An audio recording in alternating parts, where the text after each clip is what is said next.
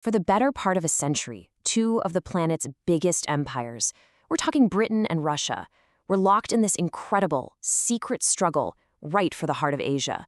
But this wasn't a war fought with massive armies clashing on open fields. No, this was a shadow war, a conflict of spies, of diplomats, and proxy forces. So let's pull back the curtain on this epic story of ambition and intrigue. And honestly, this cartoon from 1878 just says it all, doesn't it? You've got the Afghan emir, Sher Ali, literally stuck between the Russian bear and the British lion.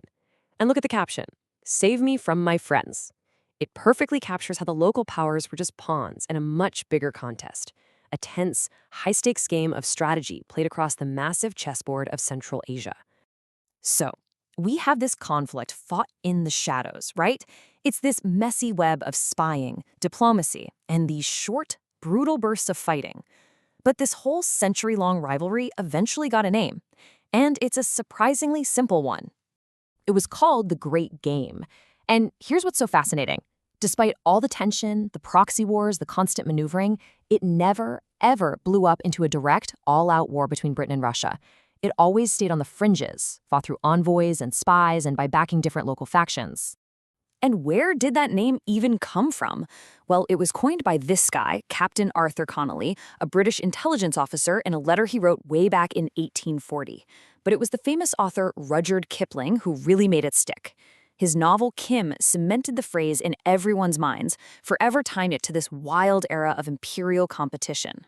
All right, so what were these two global superpowers actually after? What was the prize they were both willing to risk so much for? Let's break down the motives for the lion and the bear. For Britain, it was all about defense, 100%.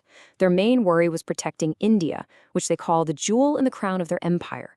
Any Russian move south felt like a direct threat to their most valuable asset. Now, Russia, they were playing offense. They had this long-held dream of expanding south to get more secure borders and, this is the big one, access to a warm water port, a port that didn't freeze over in the winter, giving their navy year-round access to the oceans. So for Russia, making threats towards India was an amazing bargaining chip to pressure Britain on other issues, especially back in Europe. And this was the game board. A gigantic, often completely unmapped region of harsh deserts, towering mountain ranges, and these independent territories called khanates. This whole area was a massive natural buffer separating the two empires, and it's right here where their ambitions were destined to collide.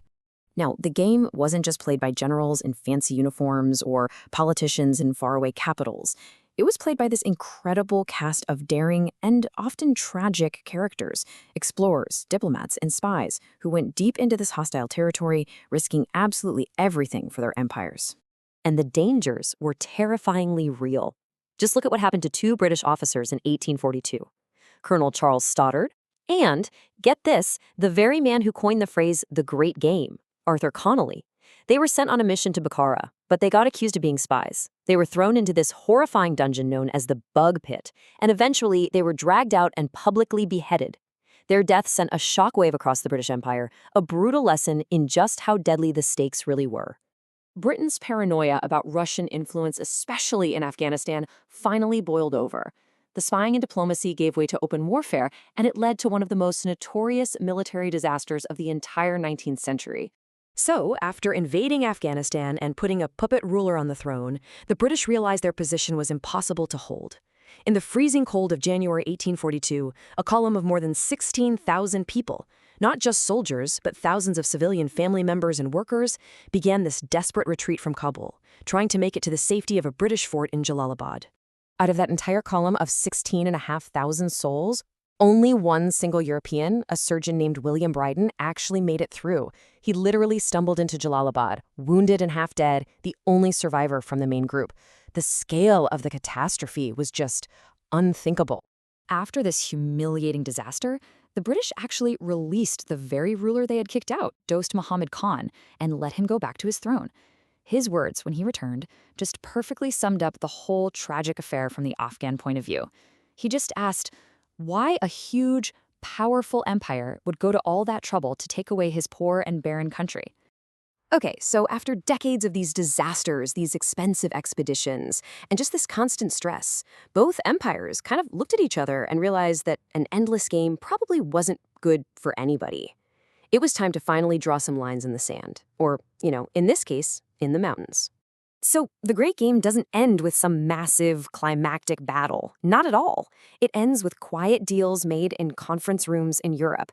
You have agreements like the Pamir Boundary Commission in '95, which literally drew the border between Afghanistan and the Russian Empire. And then it all officially wrapped up in 1907 with the Anglo-Russian Convention, which just carved up the whole region into spheres of influence. They drew lines on maps that would change the world forever.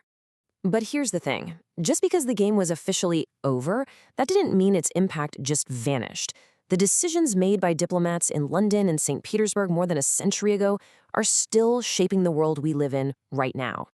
Those lines on the map, the ones drawn purely for the convenience of two faraway empires, they eventually hardened into the national borders of countries we know today. But these borders were totally artificial. They cut across ethnic groups, tribes, and ancient routes, baking instability right into the region's foundation, a legacy that Central Asia is still dealing with. And that brings us to the big final thought. The British and Russian empires, they're gone. But Central Asia is just as strategically important as it ever was. Today, you've got new players, the United States, a rising China, a resurgent Russia, all competing for influence on the very same chessboard.